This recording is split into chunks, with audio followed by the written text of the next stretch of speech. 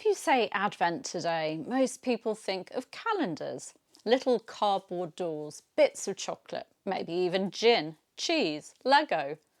For our medieval and Tudor ancestors, Advent would have felt very different.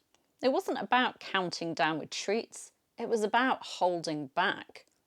I'm historian and author Claire Ridgway, and welcome to day one of my Tudor Christmas Advent series. Today I'm looking at what Advent actually meant in the medieval and Tudor world and how it set the stage for the real Christmas season that began on the 25th of December. Let's start with the basics. In the church's calendar, Advent was a season like Lent, not a simple December countdown. It began on Advent Sunday, the Sunday closest to the feast of St Andrew, the 30th of November. So the first day of Advent could fall in late November or early December. Advent Sunday was also the start of the liturgical year, the Church's new year. The word Advent comes from the Latin adventus, meaning coming or arrival, or advenire, to come towards. For a Tudor Christian, it referred to three comings of Christ: his birth at Bethlehem, his coming into the hearts of believers, and his promised return at the end of time. So Advent was a time to prepare, spiritually and practically. Like Lent, Advent was associated with penitence and abstinence.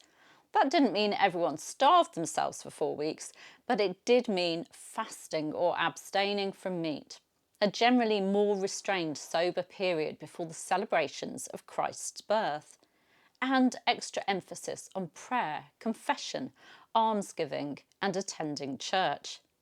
And then there was Christmas Eve. Christmas Eve was treated even more strictly than the rest of Advent. No meat, no eggs, no butter or cheese, right up until midnight mass, when Advent ended and Christmas finally began.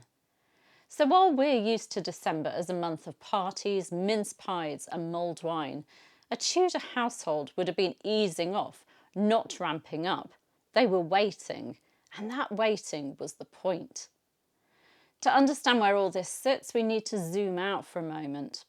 When the early church wanted to celebrate the birth of Christ, it didn't plant the nativity in a random quiet month. It grew up alongside older midwinter traditions, solstice rituals marking the return of the light, Roman festivals like Saturnalia with feasting, candles, role reversals and gift-giving. Writers like Miles and John Hadfield have pointed out that the early church didn't simply ban everything, it often reframed it. The winter darkness became a backdrop for Christ, the light of the world. The joy, fires, greenery and gift-giving were redirected towards the celebration of the Incarnation. By the time we reach the Tudor period, Advent and Christmas are firmly Christian seasons, but you can still feel those older midwinter instincts in the background. The desire for light, warmth, community, and a break from ordinary life. Advent is the disciplined side of that midwinter story, the fasting and watching before the feasting and revelry begin. Some of the things we associate with Advent today simply didn't exist in Tudor England. The Advent wreath, with its circle of evergreens and 4 candles, in its modern form is a later German Lutheran development, really taking off in the 19th century. Advent calendars, whether cardboard, chocolate or anything more elaborate, are also 19th to 20th century creations. So a Tudor walking into one of our homes in early December would see decorations already up, calendars on the wall, possibly even a tree if you're very keen, and probably think that we'd started Christmas far too early. For them, Advent was liturgical, marked in church, in the prayers, the readings, the calendar. Physical, in the food they didn't eat, the celebrations they postponed. Spiritual, a time to examine themselves, confess and make ready for Christ's coming. We tend to think of December being the Christmas season and Christmas Day the 25th is the climax, then it's all over. But for a Tudor it worked very differently. Advent was the run-up, a quieter, more restrained time. The 25th of December was the beginning of the feast. And from Christmas Day through to Twelfth Night, you had the true 12 days of Christmas. That's when you got the big feasts, the revels, the Lord of Misrule and the topsy-turvy fun, the feast days like St. Stephen, Holy Innocents and Epiphany. I'm going to save the details of those 12 days, the food, drinks, games, Lord of Misrule, wassailing and all the rest for a separate video in this Advent series. But for today, the key thing is this: Advent for the Tudors was preparation.